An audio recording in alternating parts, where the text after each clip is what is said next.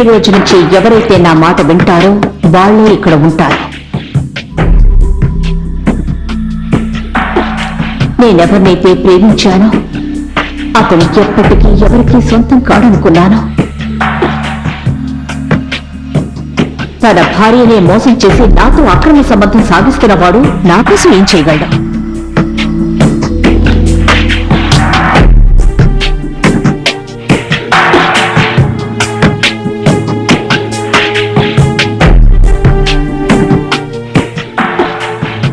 అసలు నువ్వు ఎవరి ప్రేమకి అర్హుడివి కాదు.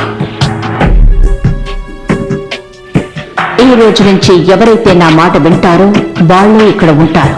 తన భార్యనే మోసం చేసి నాతో అక్రమ సంబంధం సాగిస్తున్నవాడు నా కోసం ఏం చేయగలడు? నేనెవరినైతే ప్రేమించానో అతను ఎప్పటికీ ఎవరికీ సొంతం కాడనుకున్నాను.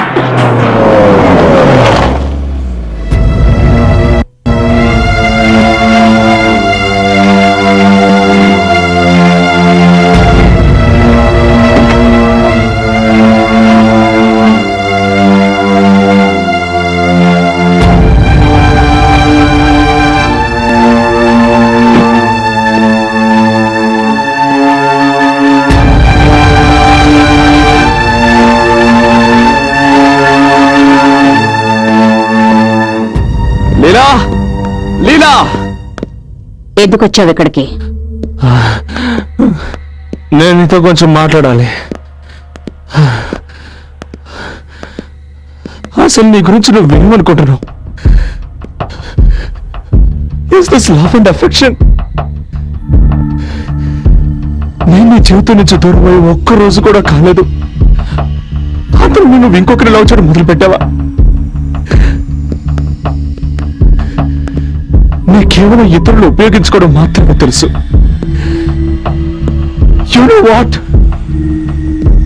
అసలు నేను నీ మాటలు వినడం అంత నా బుద్ధి తక్కువనే నాకు అనిపిస్తోంది.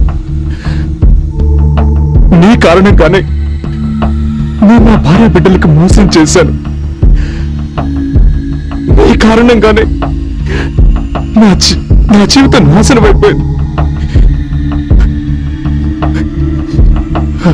ఎందుకే?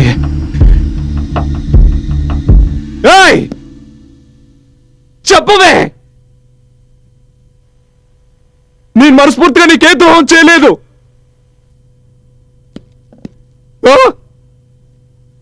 నా జీవితాన్ని నాశనం చేసి ఇప్పుడు నువ్వు ఇలా మౌనంగా ఉంటే ఎలా?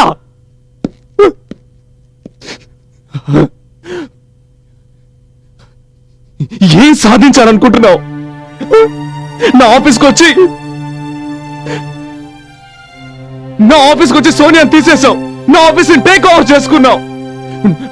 నువ్వు నా మీద పగ తెచ్చుకోవాలనుకుంటున్నావా? ఏంటి, ఎలా పగ తెచ్చుకోవాలనుకుంటున్నావు? చెప్పవే. I'm a bloody married man. I have a child. I have a wife. ఇప్పుడు విషయం అర్థమైందా నీకు? ఇప్పుడు అర్థమైందా ఎవరికైనా మాట ఇచ్చి తప్పితే ఏం జరుగుతుందో? ఇప్పుడు అర్థమైందా నీకు?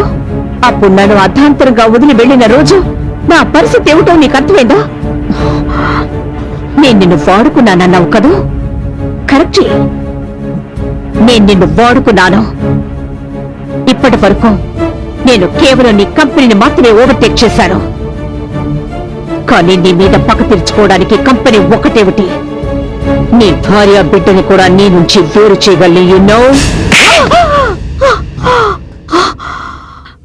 How dare you hit me again? Get out!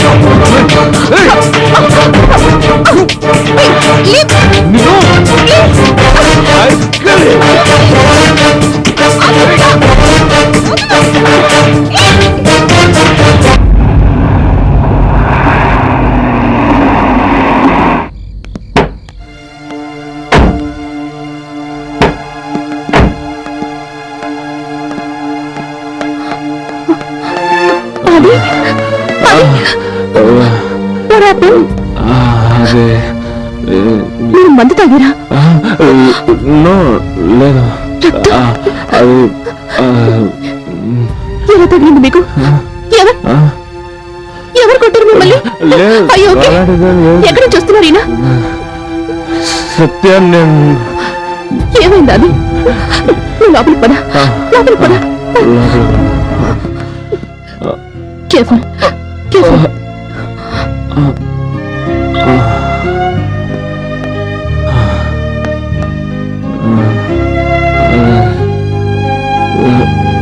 నాతో మాట్లాడాది. అదే ఏమైంది? సత్య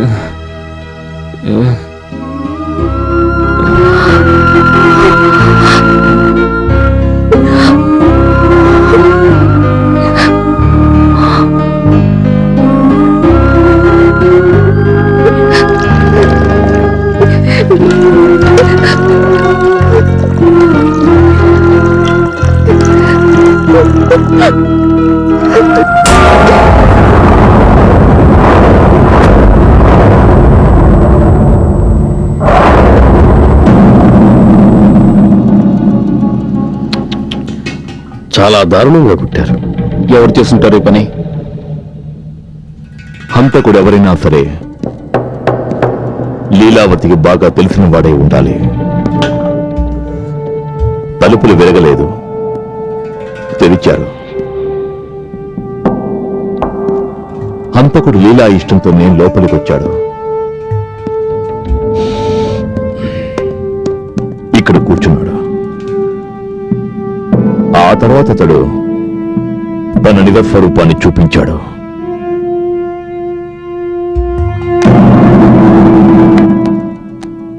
శవాన్ని చూస్తుంటే ఈ హత్య జరిగి 4-5 గంటలైంది అనిపిస్తోంది. అంటే హత్య 9:30-10 గంటల మధ్య జరిగి ఉండాలి. అవునా? సార్, వాచ్మెన్ వచ్చాడు. నువ్వెక్కడున్నావు? రాత్రి 1-2 గంటల మధ్యలో నా చెల్లెల్ని కలుసుకోవాలని వెళ్ళాను. ఆవిడ అల్లుడు ట్రీట్మెంట్ కోసమని సికింద్రాబాద్ నుంచి వచ్చాడు. నేను 11 గంటలకు తిరిగి వచ్చేవాడిని. మేడం గారుంటే వర్షం వస్తుందేమో అనుకుని ఆగిపోయాను. తరువాత సుమారు 2 గంటలప్పుడు నేను తిరిగి వచ్చాను. అక్కడ చూసేసరికి మేడం గారు కారు బయటే ఉంది, అలాగే తలుపు తెరిచి ఉంది. మేడంతో నేను వచ్చినట్టు చెబుదామని చూసేసరికి మేడం శవమై ఉన్నారు.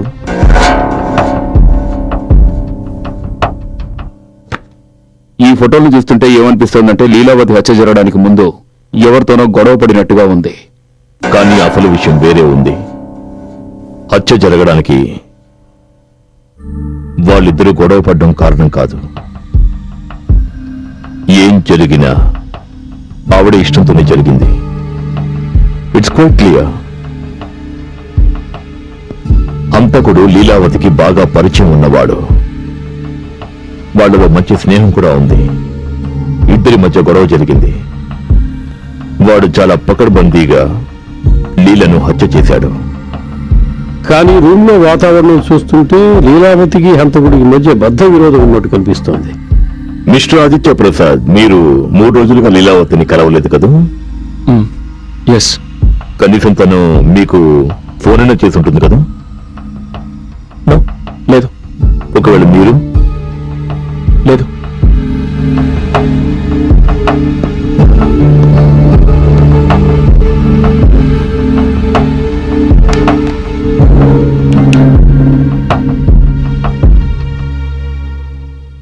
చూడు లీలా, వింటున్నావా? నువ్వు చేసేదేం బాగలేదు. నువ్వు చాలా అవస్థలు పడతావు. అసలు నీ గురించి నువ్వేమనుకుంటున్నావు? ఈ గొంతు మీదే కదా? అది నేను తనకి ఫోన్ చేశాను. But but that that that that doesn't proves anything. దీని ఉద్దేశం నేను తను హత్య చేసినట్టు కాదు కదా. మరి మీరు ఎందుకు అబద్ధం చెప్పారు? ఎందుకంటే నా భార్యకి దీని గురించి అసలు ఏమీ తెలియదు. అలాగే నేను సత్యకి ఎలాంటి ఇబ్బంది రానివ్వకూడదు అనుకున్నాను. Just I want to keep her out of this. I see. ఒక సలహా చెప్తాను మీకు. ఒకవేళ మీరు ఇప్పుడే మీ భార్యకు చెప్తే బహుశా ఆవిడకి కొంచెం తక్కువ షాక్ కలుగుతుంది.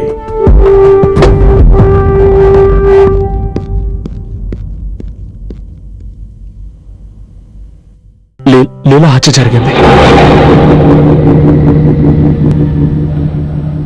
వాళ్ళ ఇంట్లో పోలీసులు అనుకుంటున్నారు నేనే తనని ఎవరో నన్ను ఇరికించడానికి ట్రై చేస్తున్నారు.